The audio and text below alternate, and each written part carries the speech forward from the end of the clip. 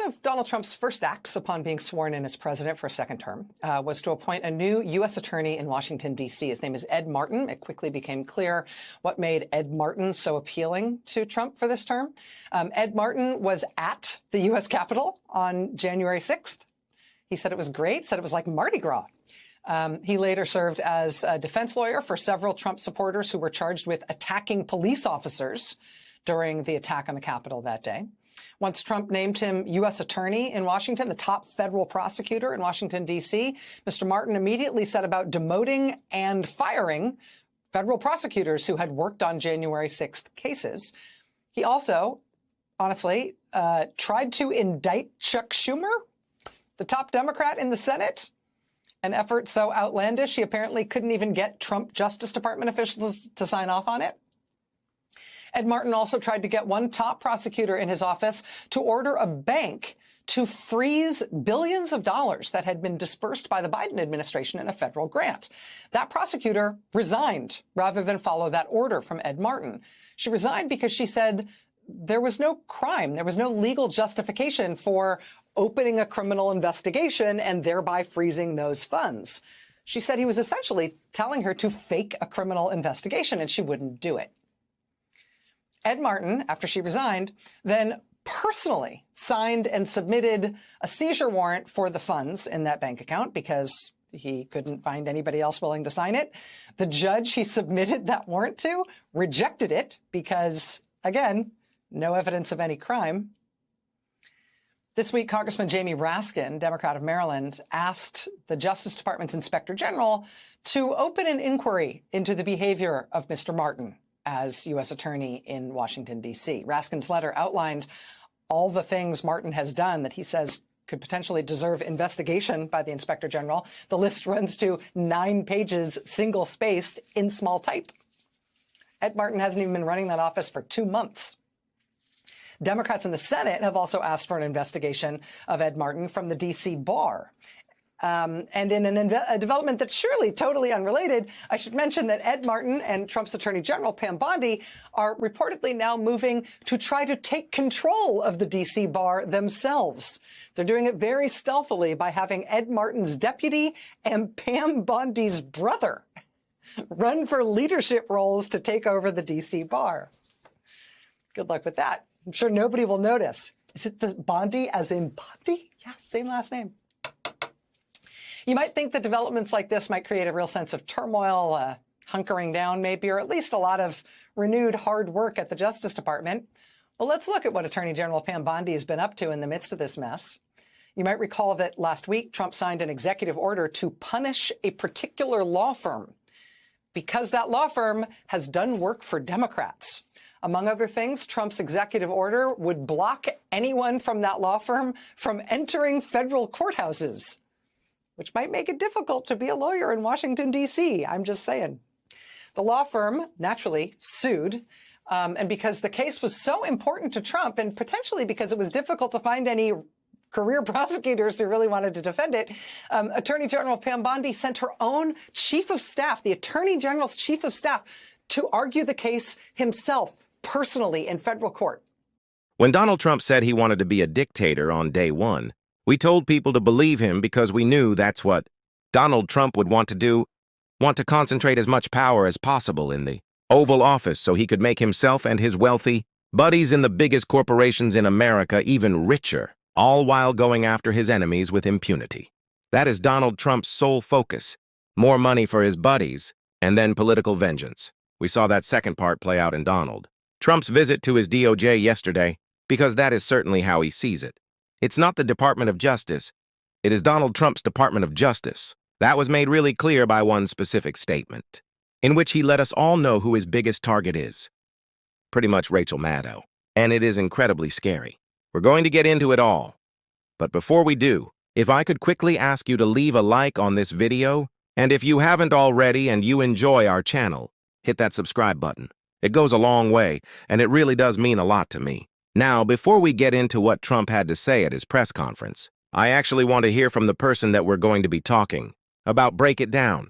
That's Rachel Maddow, right here. One of Donald Trump's first acts of the press holding him accountable always trying to bar an outlet from speaking out against him, or not using the proper pronouns for his body of water. The Gulf of America, he's been particularly critical of Rachel Maddow lately, saying that her ratings are tanking a couple of times over the past weeks, saying that MSNBC should fire her, that they should be forced to. And now Donald Trump has a new line of attack on what is clearly his least favorite journalist. This right here. You can't allow yourselves to be deflected. You just can't let it happen. You have such a higher calling. Can't allow yourselves to be deflected. You just can't let it happen. You have such a higher calling. And I believe that CNN and MSNBC, who literally write 97.6% bad about me, are political arms of the Democrat Party. And in my opinion, they're really corrupt and they're illegal. What they do is illegal. It makes no difference how big a victory I had. I can have the biggest victory in history. It makes no difference what kind of a failure the other side has. What MSNBC and CNN are doing to Donald Trump is illegal. Now, he didn't specify what, so we can only be led to believe that it's criticizing him that he thinks should be illegal. While standing at the Department of Justice, railing against his political enemies, who are already on a list of his FBI director, we didn't forget about that. We didn't forget about the Kash Patel enemies list. I'm sure he's already gotten started on that. To Donald Trump, truth should be illegal. Holding the powerful to account should be illegal. But it's not even just that. It is disagreement with Donald Trump that should be illegal. This is a man who has tanked our economy, unsettled consumer sentiment, fired veterans en masse, tanked the stock market, broken our alliances, and turned his back on 100 years of America's role in the world. But he says America is great because America is great to Donald Trump when Donald Trump is in charge of America. The press is doing its job.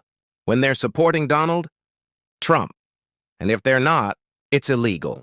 That's what he's made clear. That is his position. And it's terrifying. Jake Tapper, someone who, I guess, is also illegal under Donald Trump's view, had a great response to it. This president, Donald Trump, who was long railed against the politicization of the Justice Department, this afternoon came to the Great Hall of the DOJ and delivered one of the most political speeches ever given there by a U.S. president. The president claimed he was, quote, This President Donald Trump, who has long railed against the politicization of the Justice Department, this afternoon came to the Great Hall of the DOJ and delivered one of the most political speeches ever given there by a U.S. president. The president claimed he was, quote, turning the page on 4 long years of weaponization, referring to the Biden years. And then he launched into ways he apparently wants to weaponize the Justice Department against the news media and perceived political opponents. He started, of course, by airing grievances, some of them legitimate, with investigations and prosecutions involving him.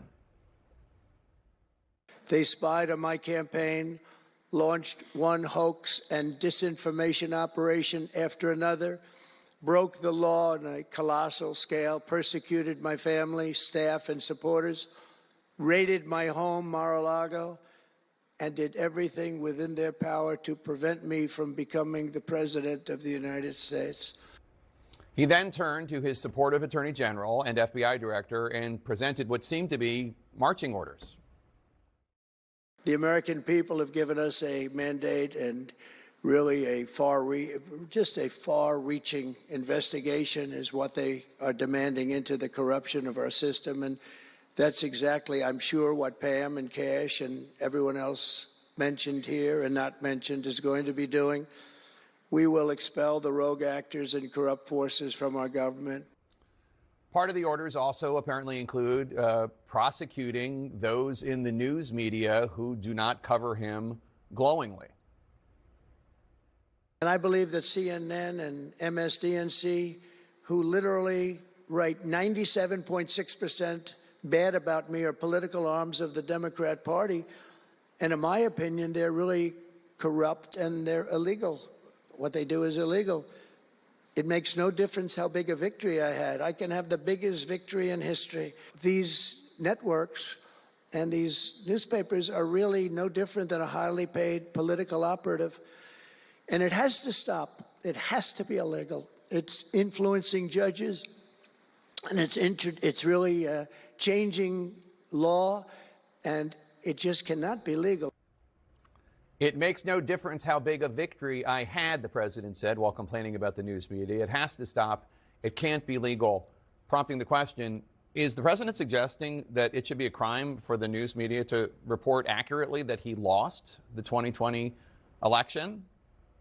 That, as his attorney general, Bill Barr, stated at the time, there was no widespread fraud that would have changed the outcome? Is that what he's suggesting?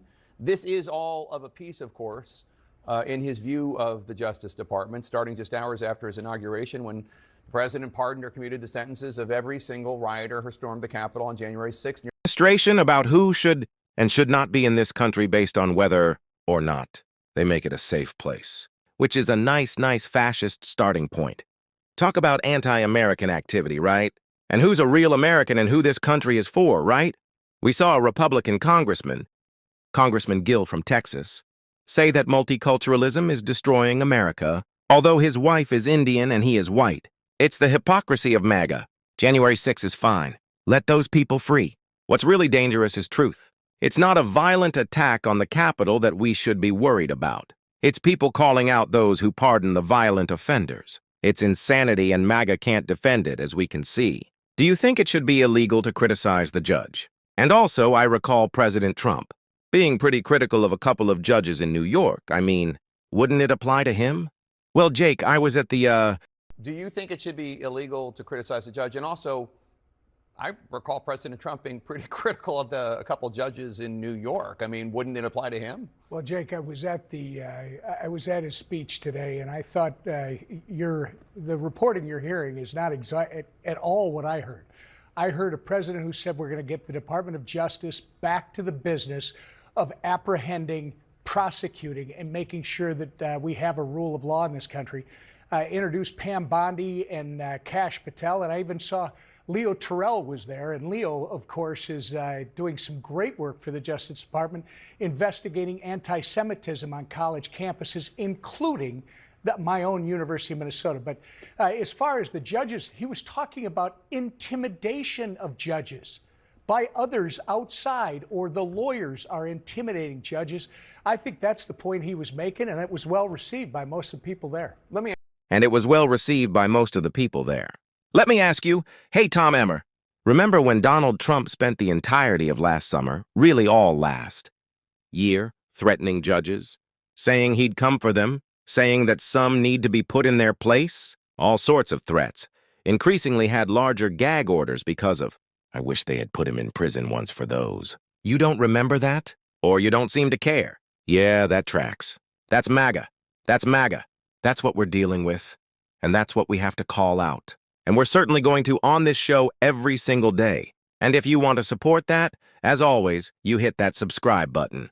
You can leave a like on this video. And if you stuck around to the end, you can drop a blue heart in the comments. And until next time, if Donald Trump doesn't put us in jail for speaking the truth, I'll see you soon.